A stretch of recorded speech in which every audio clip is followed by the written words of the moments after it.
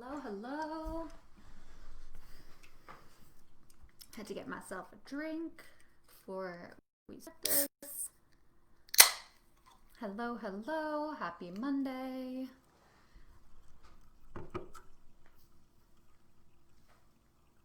Hope everyone started off the week well.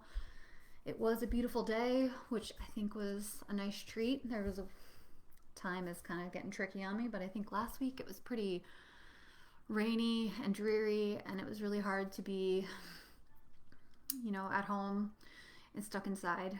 And today and this weekend before it was like a really nice treat to actually have a really beautiful day. So I hope that you are at least able to enjoy that and get some fresh air. See, as we have people joining here, I've got some topics that I want to talk about that kind of planned to start, and then take questions as we always do from anyone who has them. So where I want to start today, we've been talking about coronavirus pretty much since we've started doing these live streams. Coronavirus is part of the reason that we started doing these live streams, because we could no longer have in-person meetings or attend events to meet people, so we're online for that reason. And so obviously it's top of mind every time we get on live here and I come here to talk. I think it's particularly important this week to talk about the fact that we've seen a really big spike in COVID-19 cases, particularly downstate in Sussex County, and that has really dramatically affected Latinx and Haitian communities, who are predominantly people who are working in the chicken processing plants in our state. And we really knew that those plants had a chance to be hotbeds of infection, and that has borne out and has shown itself to be true. So workers are not working with proper protection and proper gear to stay protected.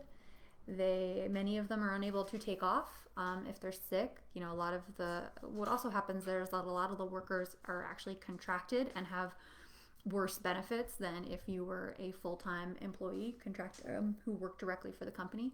So people are unable to take off work because if they take off work for days in a row, even because they're sick, they will actually lose their jobs. So they don't get paid leave. They don't get really any leave. Frankly, that would encourage them to potentially go to work sick because they need their income, and it's the only option they have to be able to keep their head above water. And I think it's important to think about the conditions that people are working in something like a meat processing plant. We're talking about close quarters. Even if you slow down production and you spread people out, we're still talking about people clocking in and out in the same places, break rooms being small confined spaces. So it's really hard to do social distancing in an environment like that. There was an article in Delaware Online about this week, and they were able to actually speak to workers and interview workers, but I think it's important to call out that every single one wanted to speak anonymously because they fear losing their job for speaking out about their conditions that they're working in. And I think that's a good indication of the lack of power that they feel they have in the workplace. There is a union that represents many workers in the Selbyville Mount Air plant. It's UFCW Local 27. But they are actually facing union busting and attempts to break up their power from Mount Air in the midst of them fighting for safety for workers. So this is happening here in Delaware. It's happening across the country. But I think it's always important to think about things that happen here locally.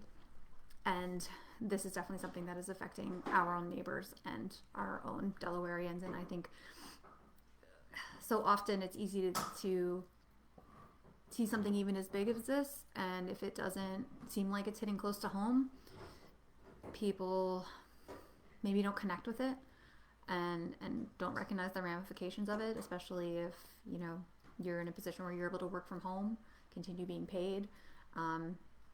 you might not recognize how deeply this is affecting people. So I think it's really important to always connect back to our neighbors who are being affected by this. I think this really intersects well with something else I talk about a lot, which is that we can't solely rely on building power in the electoral system. So what does that mean? We can't rely on just voting as the one way that we try to use our voices. And I think that we have to think about other ways that we can work to organize our own communities, whether that's our workplaces, whether that's a apartment building, if you live in an apartment building, or any other, maybe just like your neighborhood or community, because when you build that power up in that community, whatever that community may be for you, you can call on that power in times like this. So we can't only have the one tool that we have in our toolbox be voting. While it is incredibly important, we have to make sure that we're building power elsewhere as well. I think that, I just alluded to this a little bit, but we're about to cross 70,000 deaths from coronavirus. And that number is massive. It's larger than virtually every other tragedy that we faced, that we reacted to with disgust or at least action. I think we have to make sure that we don't normalize the deaths that we're seeing. When we're seeing estimates that we can continue having 2,000 people dying every day, I think we can't get comfortable with that. And we have to realize that, this is not what's happening in other countries. Things have been managed and dealt with much more effectively in other places. And we have to call out the fact that our government has failed to respond to this adequately. They ignored it, frankly, for far too long. And the public health response has been a failure. And the relief and support for individual people has been a failure. We have not seen the relief that we need to ensure that people are taken care of. And I still don't see it. I still don't see the majority of people in power talking about what this crisis has really exposed. We should be talking about the fact that we need to guarantee people health care. We need to guarantee housing. We need paid leave. We need childcare. We need guaranteed wages. If your representative isn't talking about that, I would really push them to. And I would really look at what it is that they're talking about instead, because that's really where their priorities lie. And I think it's going to expose what people really care about. And it's not necessarily ensuring that people are supported through this. We have people talking about reopening and how we have to get back to normal, but we're not actually talking about how this has exposed our failures as a society. We've before this have shut down hospitals because they weren't profitable enough, and that has now left people in a position where they can't even get care close to home. This is a crisis that requires people to stay home. Okay. But then we fail to compensate them for that.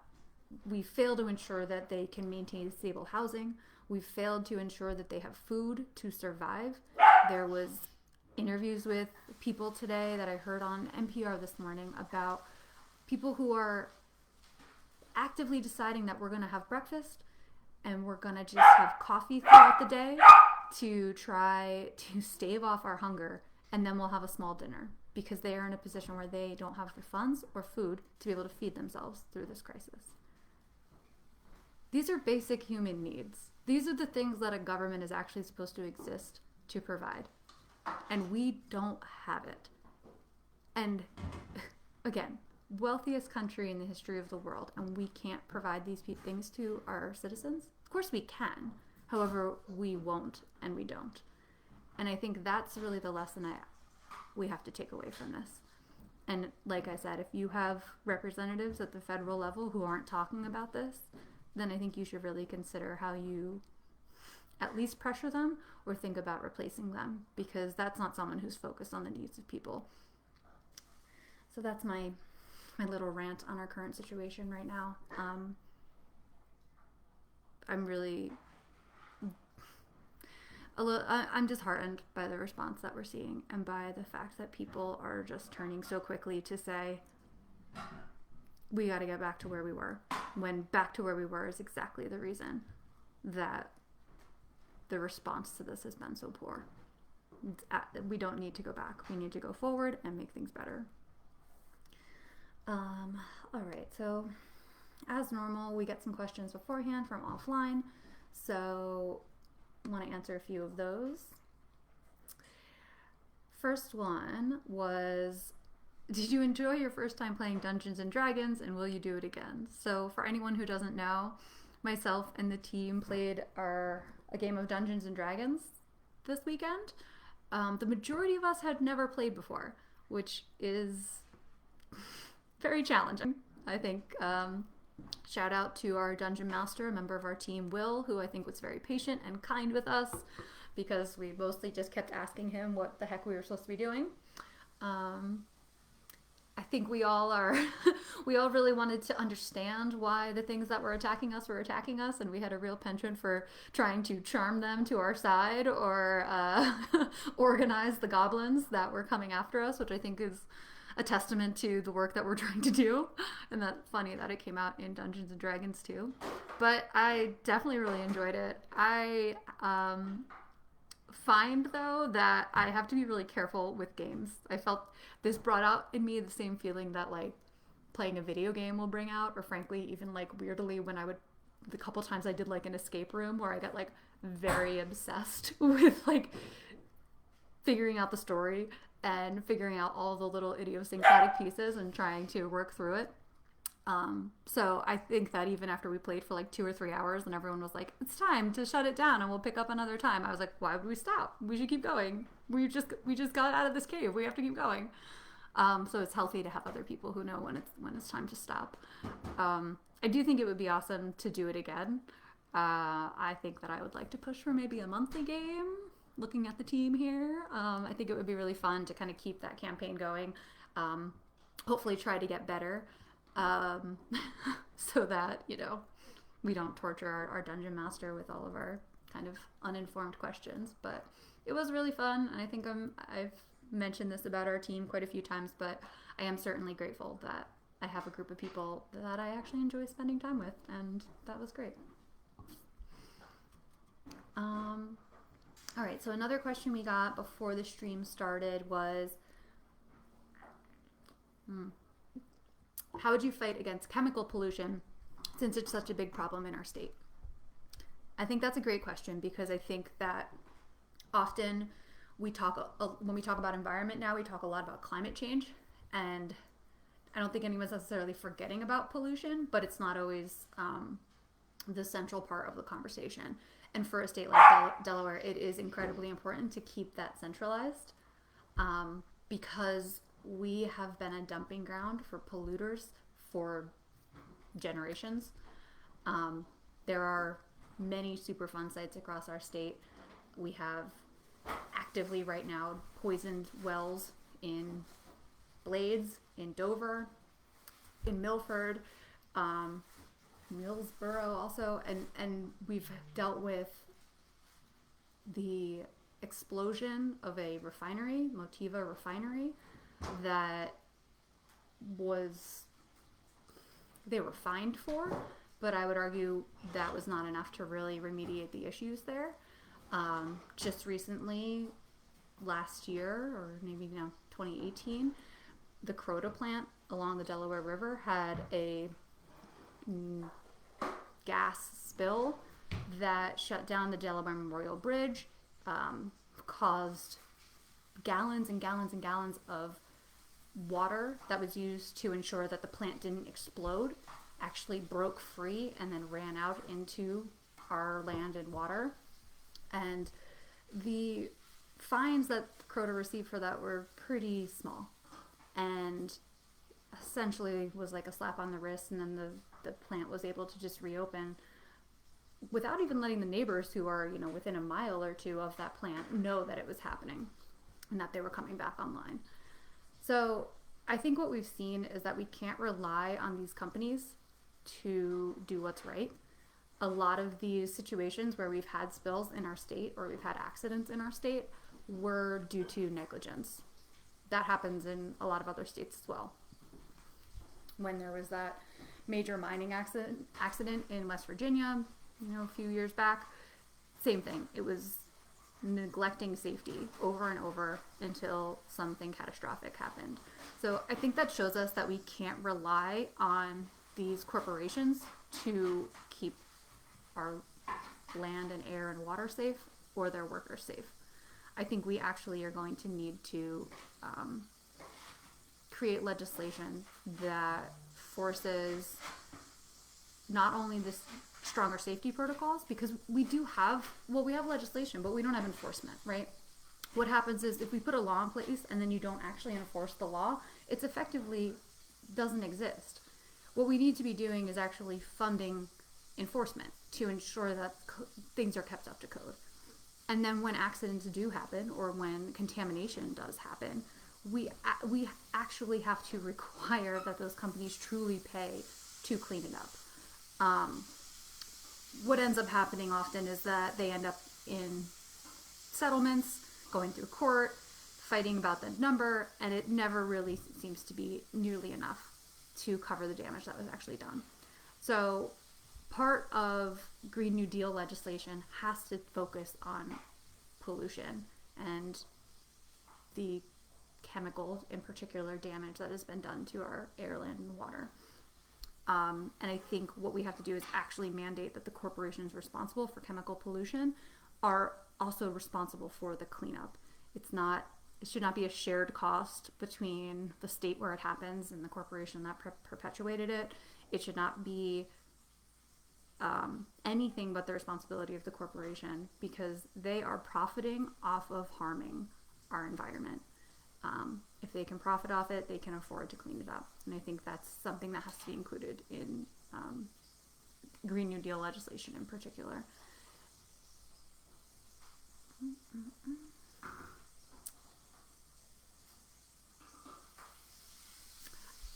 So another good question. A lot of times the only types of jobs that get brought up in a federal jobs guarantee are infrastructure jobs. And people think construction and sort of manual labor-based jobs. What are some other jobs we could bring into this guarantee? That's a great question, and I think it's true. People think of the last great big infrastructure projects and they think of building highways or fixing bridges, and that's not all that we need. One big one, we just kind of talked about it before, is healthcare. I think as part of whatever Medicare for All legislation we put forward, we also need a medical infrastructure investment. So that means actually reopening hospitals that have been closed down, particularly in rural areas. Like hundreds of hospitals have been closed in rural areas in the last 10 years in our country, which means that people in those areas are often more than 50 miles from the closest hospital. So we need to reopen and restaff those hospitals. So those are jobs. They could be jobs running the hospital, cleaning the hospital, being a doctor, being a nurse, being other medical professional, and actually delivering medical care to people throughout our state and our country. I also just alluded to this. We don't have nearly enough enforcement to actually ensure that people are following the laws that we have on the books. So it does us no good to continue adding laws to the books if we don't have the people to enforce them. So we could be hiring people to ensure that agencies like people who are providing housing through services like Section 8 or any other money that's public money that's provided from HUD, ensuring that anti-discrimination laws and practices are actually being followed. Another huge one is the Department of Labor. The enforcement for the Department of Labor, it's comical how few people are actually employed. I think that the region that we cover, which is sort of like the Mid-Atlantic, there's like maybe a dozen people who are responsible for enforcement in Delaware's region. That could be hundreds of people to truly actually be in the workplaces that need to be inspected and ensure that labor laws are being enforced. And then there's jobs doing restoration to the environment, which we're going to need. So those are just some. I think the other thing is that even when we're talking about construction jobs or more of that like infrastructure building type jobs, there's still administration jobs that come along with that, project management jobs that come along with that. So these are not just like grunt labor jobs, which I think is what people tend to think of when they hear a federal jobs guarantee. The intention is that these would be good paying jobs that people can build careers out of, that aren't just stopgap solutions for people who are otherwise out of work.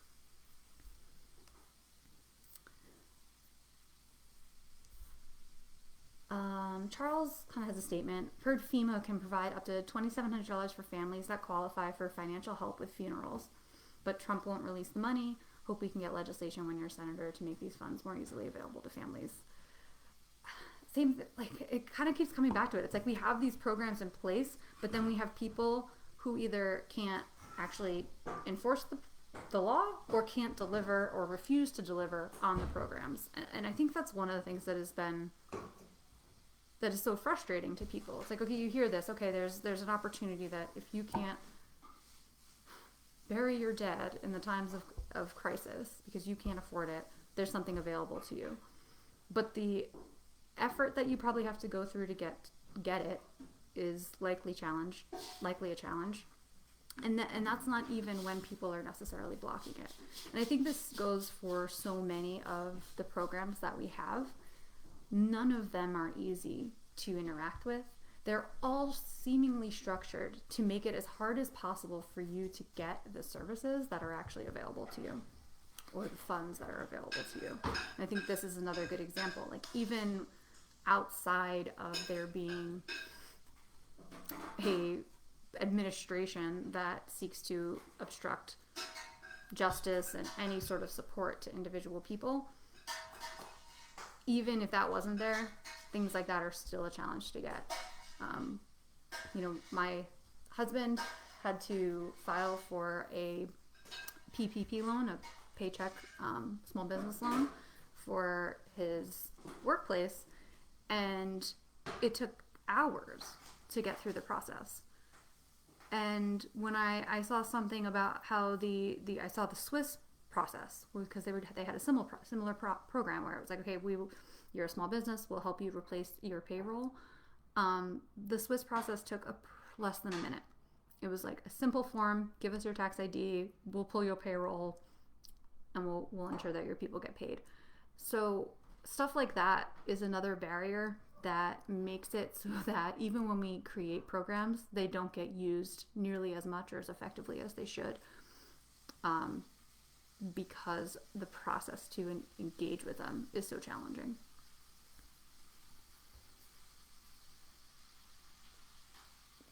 Speaking of Bill, he's making dinner right now. I don't know what he's making. Some kind of pasta. I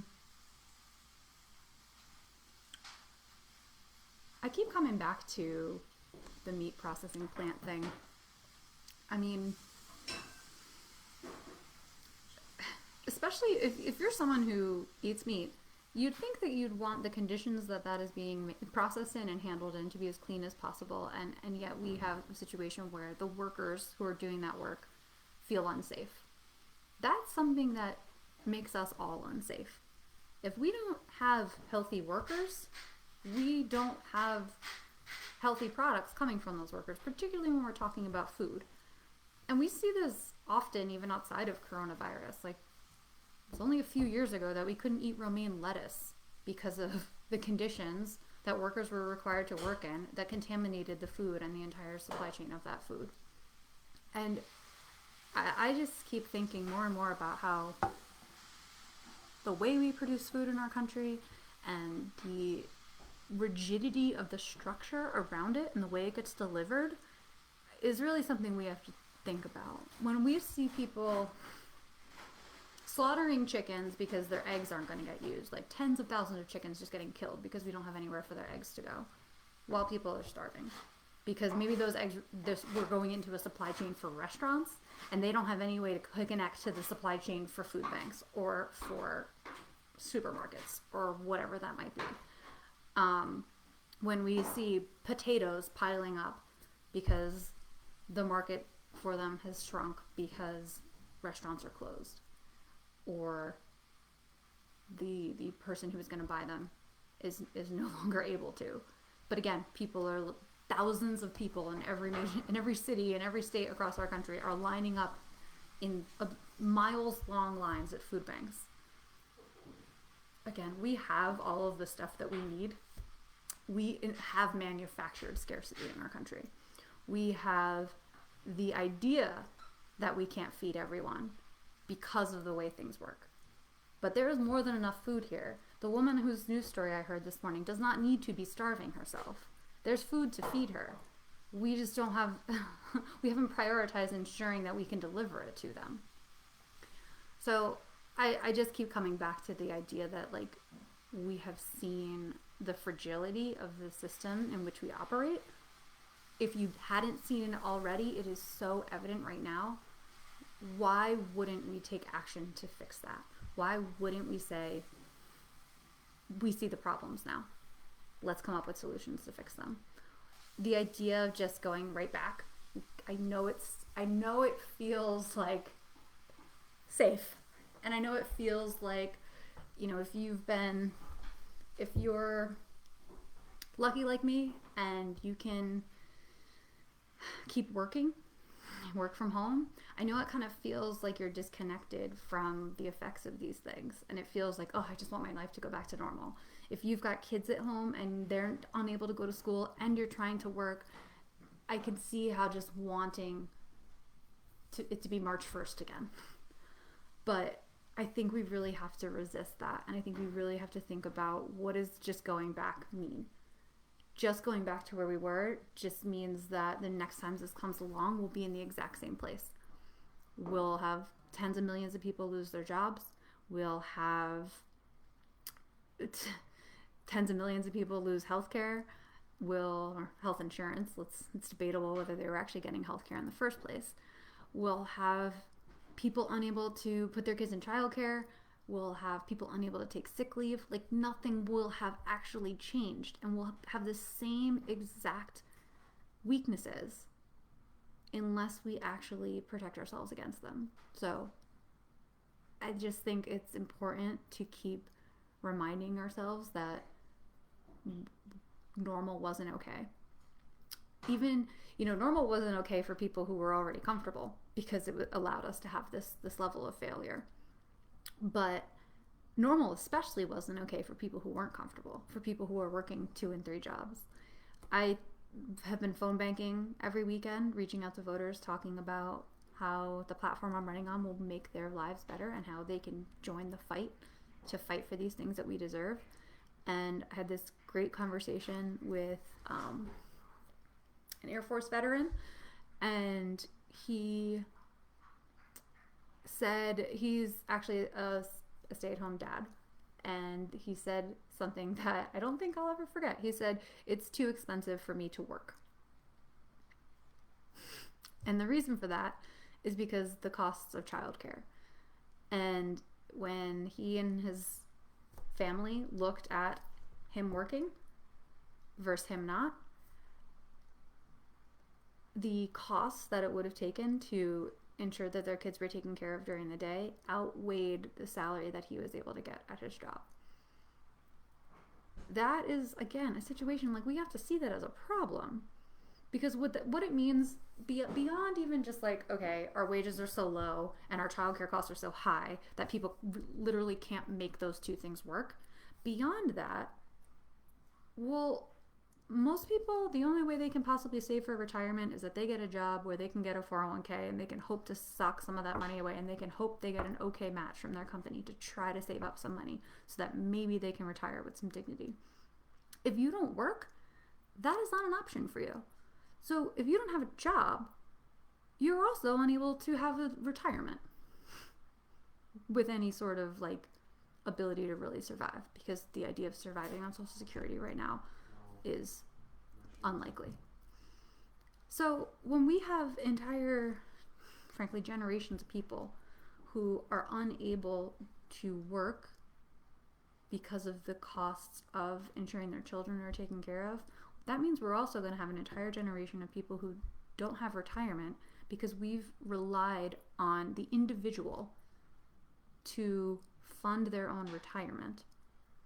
And I worry about that. I worry about what that's going to look like in the next 20, 30 years when we really start talking about the first generation of people who are retiring not on pensions and not on Social Security that you could actually live on, but on their own individual need to save. And we know it doesn't look good. We know people that are at that age right now have less than, a few years worth of money that they can survive on. So it's only going to get worse if people are opting not to work because the cost of everything else are so expensive, and then they can't fund their own retirement, which is precisely why things like pensions and expanding Social Security are incredibly important. Part of my platform is expanding Social Security because right now the wealthiest people in our country don't contribute their fair share. There's actually a cap on how much you contribute to Social Security. So you contribute to Social Security every dollar up to about $130,000. And then once you make more than $130,000 in a year, you no longer contribute anything. So if you're, a CEO who's making millions and millions of dollars a year, you make it through like a couple pay periods and you're done contributing to Social Security for the year. And what that does is it makes the Social Security fund too small, particularly when you recognize that the wealthiest people are also the people who have the most access to healthcare and the most access to living in neighborhoods that aren't riddled with pollution. And that means that they also ultimately live longer as well. So not only do they contribute less than their fair share, but they live longer and take more from the pool than other people do. Okay, let's go back to your questions. I've got a lot I want to talk about on my own today, clearly. How can we make it harder for the wealthy to avoid paying taxes? Okay, so there are a ton of loopholes in our tax code that absolutely should be closed. We, again, need to talk about enforcing our existing laws. The people who are more likely to get audited are lower income and middle class people rather than the wealthiest people. Which is you're spending your dollars and your effort on the people who have the least, trying to find places where they've screwed up their taxes rather than looking at the people who are most incentivized to actually either misfile or intentionally misfile their taxes. Another thing is that we have different tax rates for capital gains versus income. So if you make your money from income, you pay often higher tax rates than if you make your money by just having money invested in the stock market. That's completely bonkers and needs to be changed, because if you just make money because your money makes money, you should not be paying a lower tax rate than someone who's working for a living. That's my dog. Then another piece is that we could definitely be, it gets back to this enforcement. It's a real theme today. But the IRS itself is underfunded. So they can't do the work that they need to do to ensure that people are adequately paying their taxes. We could be reinstating things like an estate tax so that this astronomical generational wealth that piles up doesn't and is actually taxed. And same thing as adding things like taxes on Wall Street around speculation, all of the behaviors that have really made it riskier, our financial markets riskier, things that led to financial crisis. These things should all be taxed, putting in other ways to put a tax on financial transactions so that if you're someone who is trading, those actions are actually taxed as well.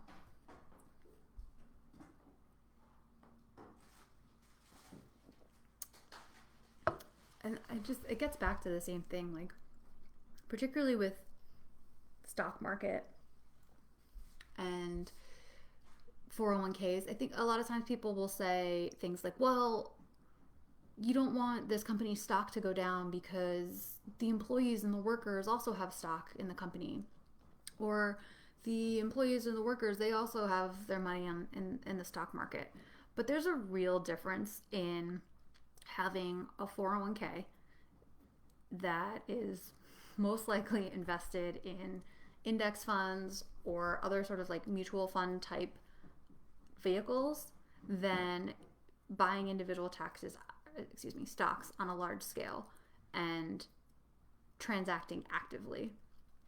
And that's really what we're talking about. We're talking about people who have tens and hundreds of millions of dollars in the stock market, who are actively moving money around, trying to make the best deal. We're talking about those senators and representatives who moved stocks right before the market crashed to ensure that they didn't lose a ton of money, or to try to get in on a boom that they thought would come in response to coronavirus. Those are the types of transactions that we're talking about. We are not talking about transactions within your 401k or your IRA, just to be totally clear on that.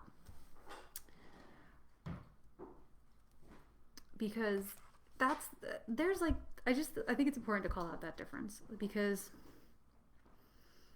there's a real gap between those two types of people. Even people who have a 401k, there's a real gap between people who have a 401k and people who don't. A 401k, something like only 50% of American workers even have access to a 401k, meaning they even work for someone who offers it. And then there's even fewer people than that who are actually invested in them. So we're not talking about people who are just trying to sock away money to hopefully have a good retirement. Because there's still so few people who even have that option available to them. Something like less than 40% of Americans are even invested in the stock market at all. So we're not necessarily talking about, working people. And that is really why I come back to like expanding Social Security or government pensions being incredibly important, because we know that the majority of people don't even have the tools available to them to save for retirement. And they're going to rely on programs like Social Security and like Medicare. And we need to ensure that those programs are strong to take care of people. It's something that, frankly, has been incredibly frustrating to me about Senator Coons and his willingness to keep the door open to cutting programs like Social Security and Medicaid and Medicare. He was just, a week after not even signing the CARES Act, he started talking about what this was going to do to our debt and our deficit, and how we're going to have to, tighten our belts. And whenever you hear things like that, that means that people want to cut our social safety net programs. They're not going to go tighten the belt around the military budget or around any of our other big dollar items. They're going to come after the programs that support working people, because working people don't have a lobby in their ear telling them what they can and can't cut. Working people aren't the ones giving them big dark money donations telling them what they can and can't touch. And that's why we need more representatives who don't take that money, who aren't influenced by those groups of people, because we need people who are actually going to stand up for individuals. All right. Eric has a question. He says, how can we break the DNC stranglehold? What can those of us in other states do to find and get behind a great candidate in other states? The DNC question and sort of the establishment question is a really good one. And I don't know that we've figured it out yet, because I think a lot of people saw what happened in the presidential primary and got really disheartened by the reaction of sort of party establishment leaders. And I think what's really important right there to be clear is, like, we're not talking about voters when we talk about that. I'm not talking about individuals who cast their ballot for one person or another. We're talking about the people in power who continually make decisions and frankly limit the choices that voters have. You know, we see that in the state of Delaware, where there aren't a lot of primary challenges, or there haven't been historically. What has happened is that there have been people who've essentially made the decisions about what candidates they wanted to run for what seats, and those were the choices that we were given. And yes, you have a choice between a Democrat or a Republican when it comes to the general election, but you don't necessarily have a choice in who's actually going to represent you on that ticket. And that's really something that, you know, myself and my team and the people who have run in primaries before us and the people who are running in state races and primaries right now are really trying to change, because that is an attitude that I think we really have to focus on and make sure that we do change. That no one should feel like any seat belongs to them. No one should feel like they are above a challenge and that they're above accountability. And as I said before, like, and if we don't have that organized power outside of electoral politics, then voting is the tool that we have right now. And we have to make sure that you actually have an option to have your voice heard, and that there are options on every single ballot. So I think something that comes, so getting back to how do you actually kind of break through this establishment strength, I think for us, we've seen a lot of success with talking to people directly and really bringing our message directly to people. I think this may not really apply at a presidential level. That might have different dynamics. But when we're talking about more local races or even statewide races in a small state like Delaware, like, it's really valuable to do direct voter contact, either knocking on people's doors, calling them up, texting sometimes, but mostly trying to have an actual conversation with someone, because it goes a really long way. And what it does is it gets you around the media, which will otherwise control the narrative that people hear.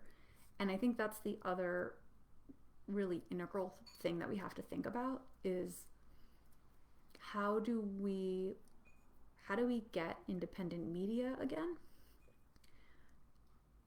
Because without it, it's really hard to tell your story. It's really hard to get in front of enough people to have your message heard.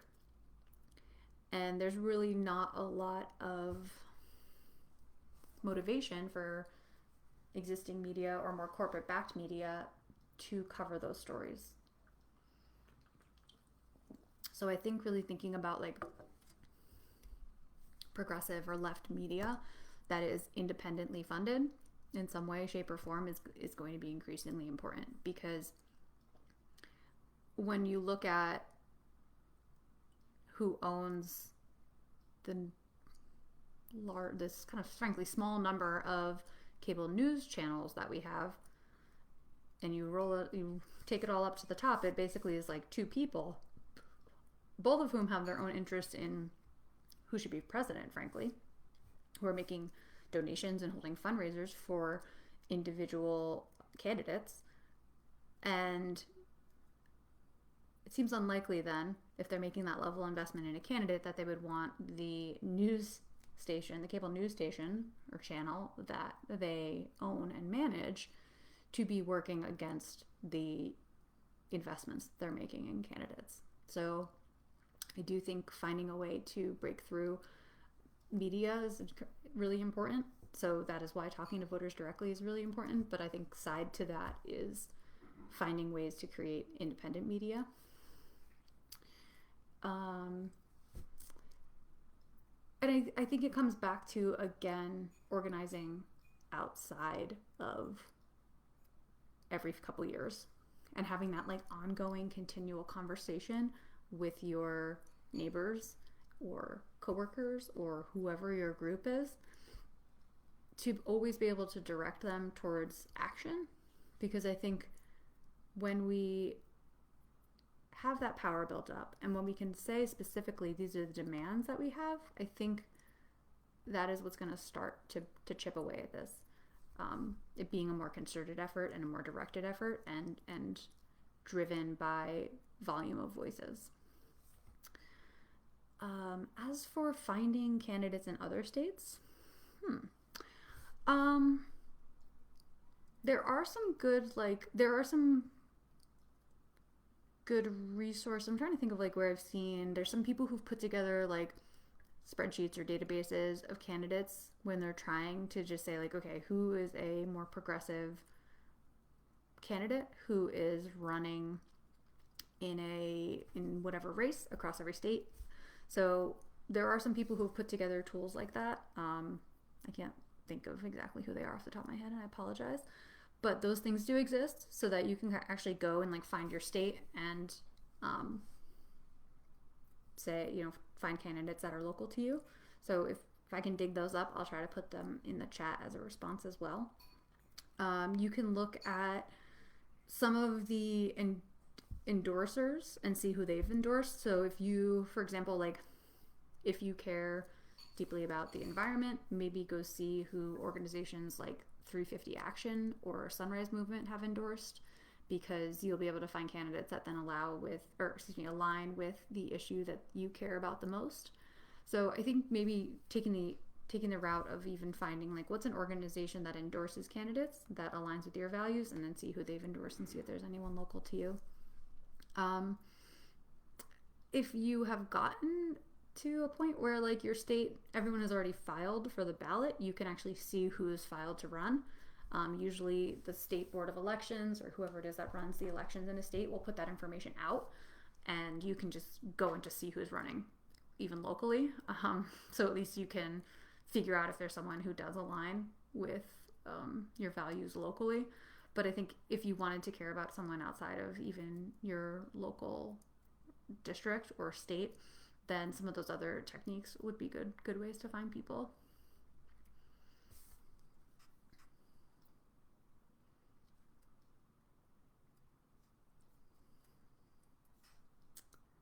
Okay.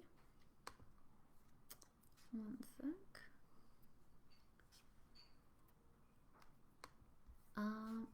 Sorry, lost my tab here.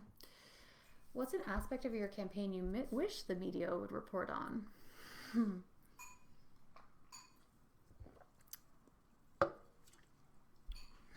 That's a good one. I think it would be interesting to see, particularly our local media, dig into the record of our existing representatives a little bit more and help people understand why the votes that they've taken matter, and why the direction that they voted potentially harms them. Because I think that's a big part of what we try to do is a bit of education around, for example, you'll get the headline that Senator Coons attended the Women's March and spoke at it.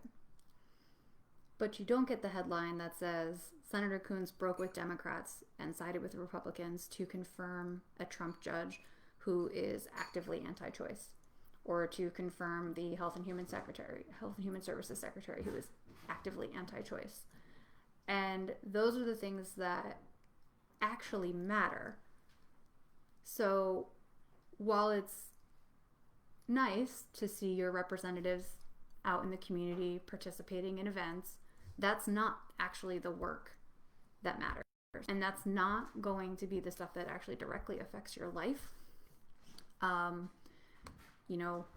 Attending one event is very different in terms of impact than voting in a way that harms your rights and your interests. So I wish there was a bit deeper analysis of votes that were actually taken. I think the other thing is we hear when we're canvassing, when we're phone banking, we hear that people get that status quo is not okay. The majority of people believe that our country works really well for people who are already wealthy and already powerful, and not so well for everyone else. The majority of people are living that.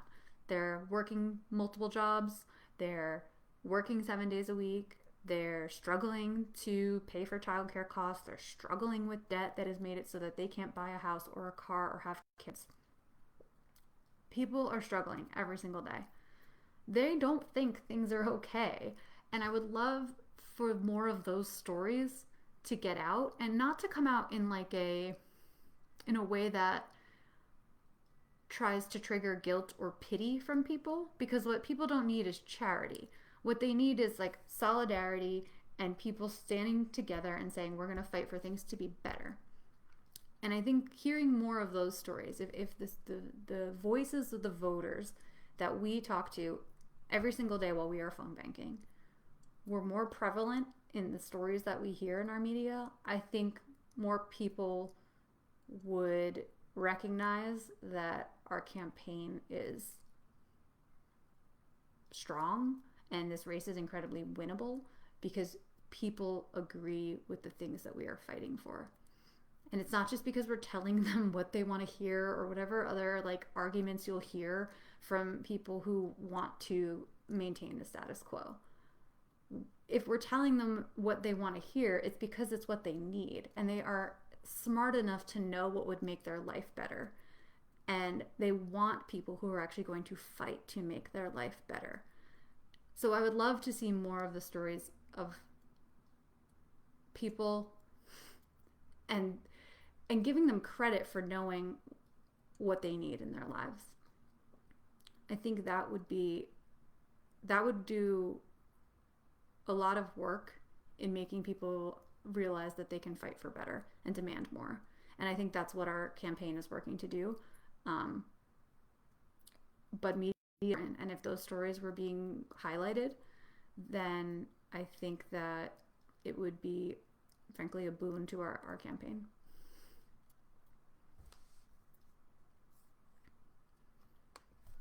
So coming up on the end, anybody else got any other questions?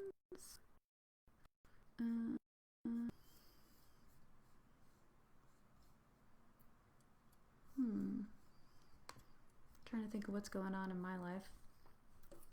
Trying not to think about playing Dungeons and Dragons again. Gotta take a break. Can't get sucked into that. Yeah, took a nice walk around the neighborhood. You probably heard my new dog barking. I did adopt a new dog. He's been here a week and a half. His name is Oscar. My old dog unfortunately passed away last fall, and we were very sad to lose him, and our house felt very empty. But we have now adopted a new dog, which is a puppy, which is something that is completely new to me, and I don't, not used to it, but I'm hoping that we can do a good job with him and make him into as good of a dog as, or at least close to our old dog was. Yeah, but looks like no other questions. And I think for that reason, I might just say bye, unless anybody's got last lightning round question. But like I said earlier, Bill was making dinner, and I'd love to partake in some of that. But we'll be back here next Monday, same thing. We'd love to hear from you all. Feel free to share with your friends and invite them to the next event. Anybody who you think might be interested in talking to us or have their own questions about the campaign, questions about things that they can do, things that they should be involved with, whatever that might be. If you're looking to get involved, there's 2 great ways to do that. You can become a volunteer and help us with our phone banking. You get to talk to Delaware voters yourself and hear firsthand like the things that people care about. And it's a great experience. Like, you know, I think a lot of people get a little turned off by phone banking and they get a little scared of it.